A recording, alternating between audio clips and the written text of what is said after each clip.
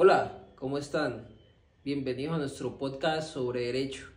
En el día de hoy nos acompañan Lady y Ligia para conversar sobre un tema fundamental tanto en el ámbito médico como en el ámbito jurídico, el cual es el consentimiento informado. Bueno, y para empezar, ¿qué es el consentimiento informado?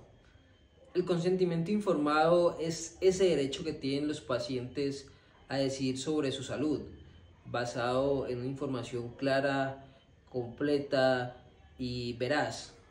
Este derecho surge del principio constitucional de la autonomía, consagrado en los artículos 13 y 16 de nuestra Constitución Política de Colombia, que buscan garantizar la igualdad, la libertad y el libre desarrollo de la personalidad.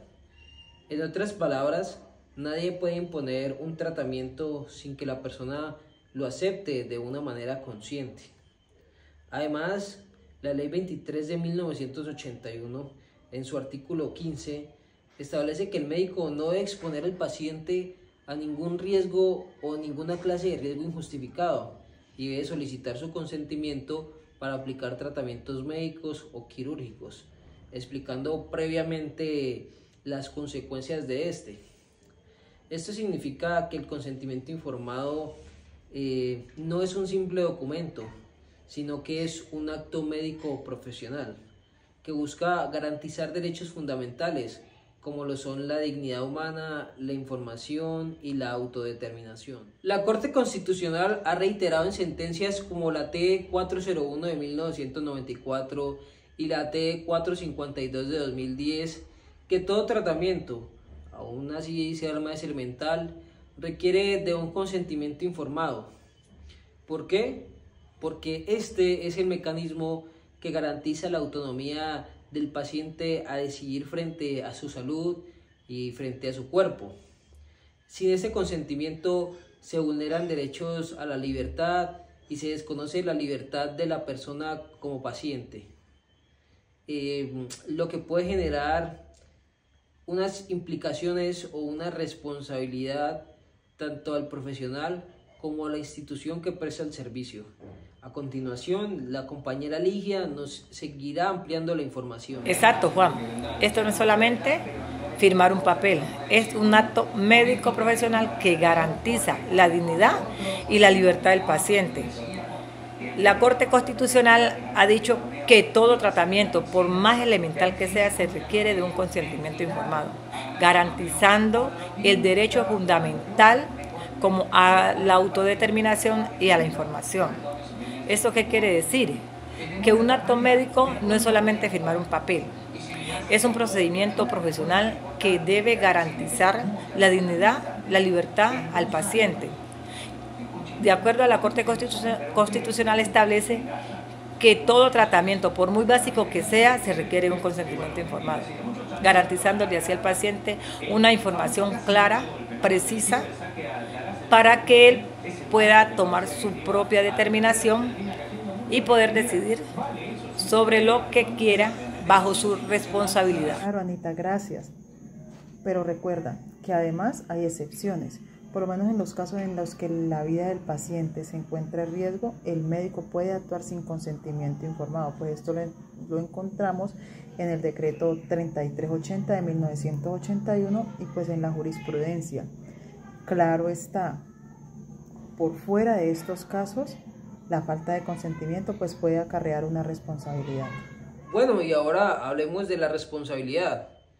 Cuando no se obtiene el consentimiento informado, estamos frente a una posible falla en el servicio médico, que es una conducta omisiva del deber legal y ético de informar al paciente.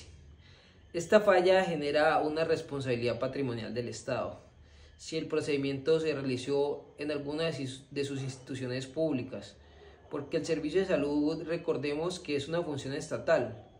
El fundamento lo tenemos en el artículo 90 de nuestra Constitución Política de Colombia, que establece que el Estado responde frente a los daños antijurídicos causados por la acción o la omisión de sus agentes.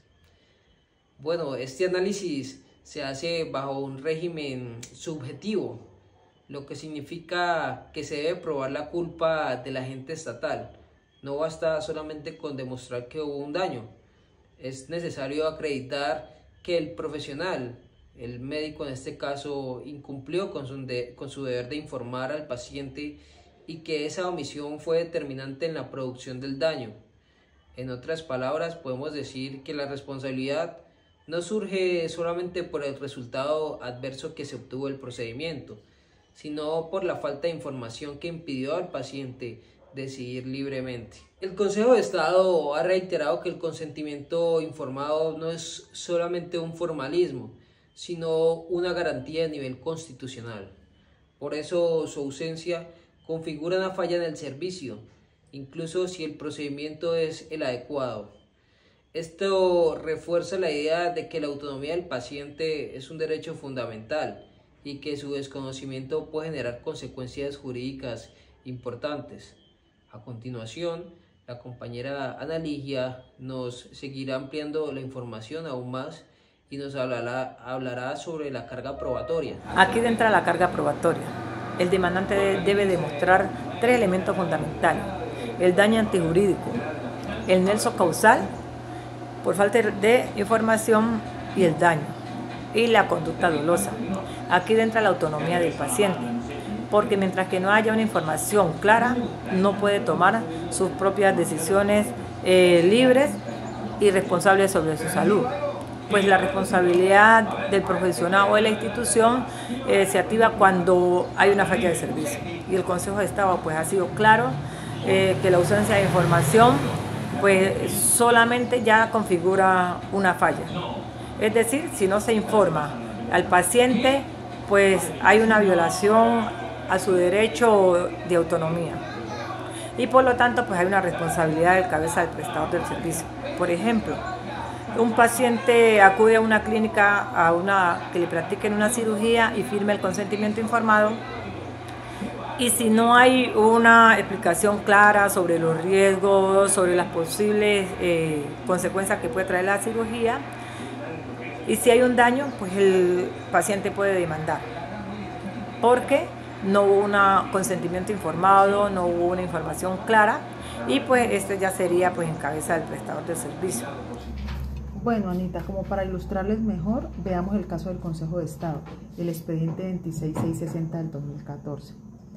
Este habla sobre un paciente que se sometió a varias cirugías para corregir una ptosis palpebral y una resección de carcioma vasovascular.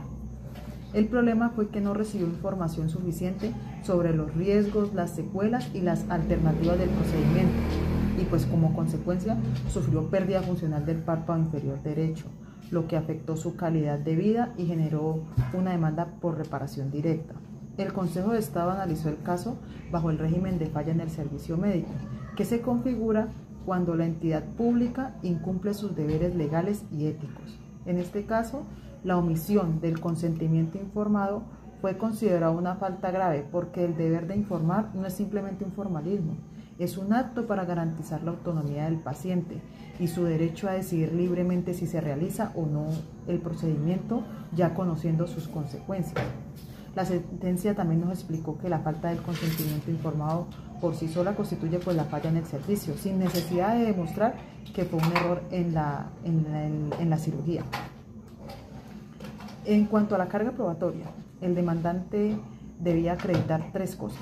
La primera era el daño antijurídico, la segunda pues el nexo causal y la tercera la conducta culposa. El daño antijurídico, que en este caso fue pues la pérdida funcional del párpado.